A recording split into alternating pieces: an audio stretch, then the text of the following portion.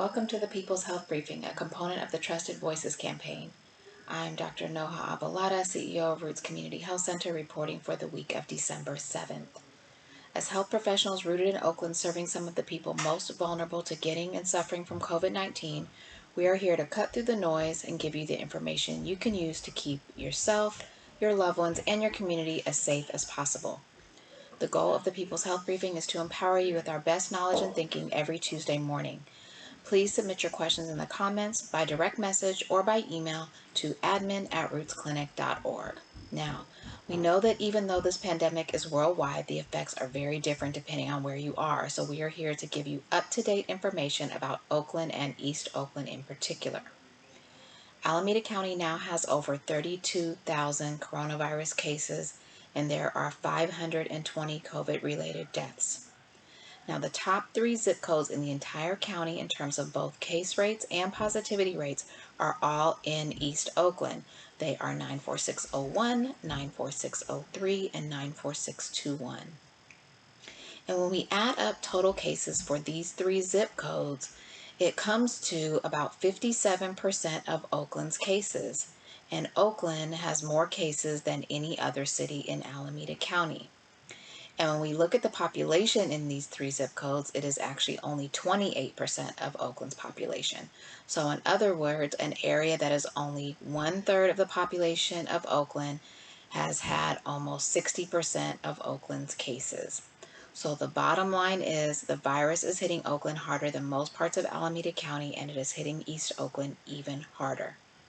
Now let's take a look at daily cases. As you can see, daily cases are rising sharply. They are rising at a very worrisome rate. The tall bar to the right here is showing numbers for December 4th. So this isn't quite reflecting transmission for the holiday weekend just yet. If you got COVID on your way back from traveling on the Sunday after Thanksgiving, when over 1 million people were traveling through U.S. airports, your test would be just turning positive right around the 5th or later. So this graph here does not reflect holiday activity yet, but you can see that it is already going sharply up. Now let's take a look at hospitalizations, which is even more worrisome. As you can see, hospitalizations continue to increase, and we see a very steep slope here, heading in exactly the wrong direction. In fact, we have not seen this many COVID hospitalizations in Alameda County ever. That's right, since the start of the pandemic, we have not had this many people in the hospital with COVID-19. Our peak was 213 back in July. Now we have surpassed that by 14 people and are at an all-time high of 227 people hospitalized with COVID-19. And this really does not reflect the holiday weekend. We don't expect to see the impact of the holiday weekend on our hospitals for about another week or 2. So when will cases and hospitalizations peak? Could it double? Could it triple? Yes, it could quadruple or even worse. There's really no rules or parameters to this. There's basically no limit at all until everyone has been infected. And even then, there are documented cases of the same person getting it twice, or people bringing it in from another area. So basically, I'm sorry to say, but we have a ways to go and no end in sight. So in the midst of this thing really raging out of control, we get some promising news about the vaccine. There are a few of them out there now, and no doubt there will be more on the way. So now most of what I'm hearing about is about the vaccine. There is this great hope that the vaccine means the end of the pandemic. Does it? Well, I certainly hope so. But there's a lot that has to happen before we get there. First, let's forget about how good the vaccine is just for a second. Actually, let's say the vaccine is perfect. Well, even then, it will likely be months before it will be ready for you. It's getting distributed from the manufacturer to the feds, to the states, and then from the states to hospitals or other facilities, either directly or by way of the counties. And there will be some prioritization based on your risk of getting it and your risk of dying from it. So if you are a healthcare worker in a hospital, or a skilled nursing facility, or if you are a resident of a skilled nursing facility, you may indeed be offered this vaccine within the next month or so. But for most of us, we will not be in this first round, so please relax and let's settle into the reality of the situation for a minute. So far, what I'm hearing is people jumping to one end of the spectrum or the other. Either I am never going to get that vaccine, or they better give me that vaccine. I have a right to that vaccine. And I hear you on both of these points. We do not want to be guinea pigs, and we don't want to get left out either. But again, the best thing I can tell you for the moment is please relax and settle in, because you are very unlikely to have to actually act upon either of these sentiments anytime soon. The simple fact is that we still have some things to do and we still have some things to learn. Most likely your doctor's office or clinic will not have it for distribution for at least a couple more months. So in my opinion, the best we can hope for right now is that by the time the vaccine is available in our hands, ready to be offered to you, we will have answers to your most pressing questions, so you can therefore make your most informed decision. So what is most important about the vaccine itself? Two main things: safety and efficacy. First and foremost is safety. Is this going to hurt anyone? Second is what we call efficacy, or will it work? And within that, will it work? How well will it work? For how long will it work? So far, things are looking pretty good on the safety front, but we will know much more once the vaccine is used on a more widespread basis. And the UK is rolling it out as we speak, so we will be keeping a very close eye on how it's going there. So regarding safety, so far so good, and we will keep monitoring that closely. Now, efficacy, does it work? Well, the numbers we're hearing out the gate sound wonderful. 95, 96% or better, that's great. Now, how long will that last? How many doses will we need? We don't know all of that right now. The vaccines that are out right now require 2 doses, 21 days apart. Will we need a third dose in 6 months, in a year? Will it be a yearly shot like the flu? We just don't know any of that yet. We need more time and more studies under our belt to know that part. We do know that it's possible for the same person to get COVID-19 twice, so even natural immunity is not completely protective. Will the vaccine protect you more than natural immunity? We don't know that yet either.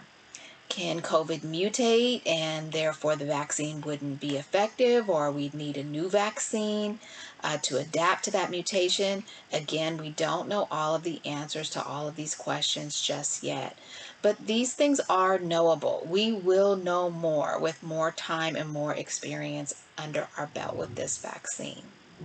So, like I've been saying since the very first briefing, no one is coming to save us. We must save ourselves. This goes for the vaccine too. This is not a magic bullet. We must do what we know works while we wait for what we hope will spell the end of this crisis. So, what works? First off, I'm sorry to say, shutdowns work. And I want to commend our county health leaders for continuing to have the courage to implement these measures. It is not easy.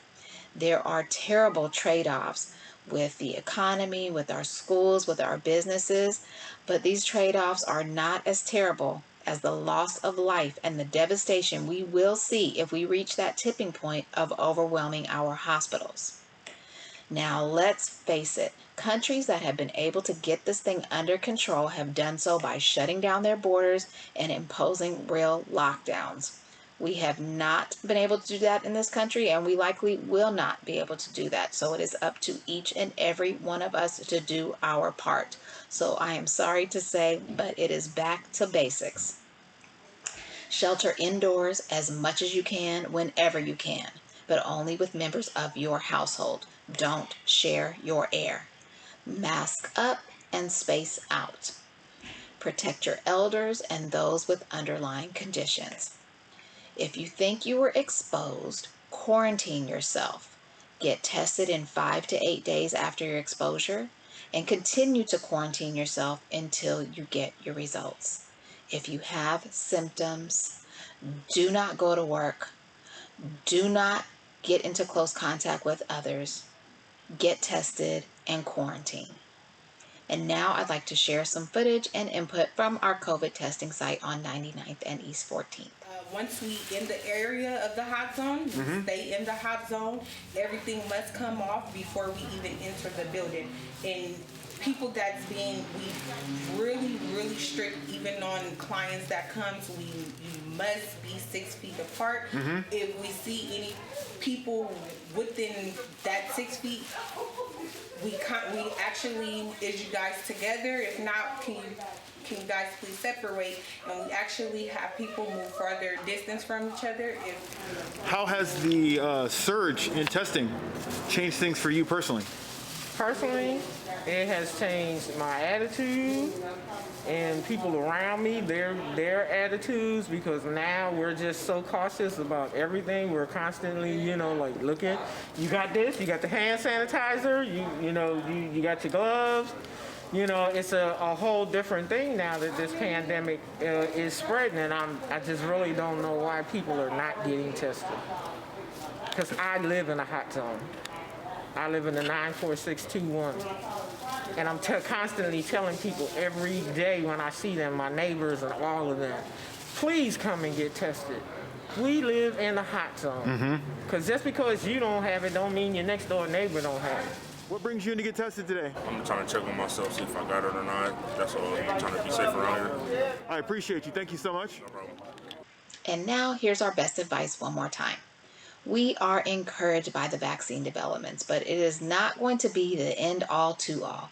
We must do what we know works in the meantime. Shelter indoors as much as you can, whenever you can, but only with members of your own household. Don't share your air. Mask up, space out. Protect your elders and those with underlying conditions. If you think you are exposed, quarantine yourself.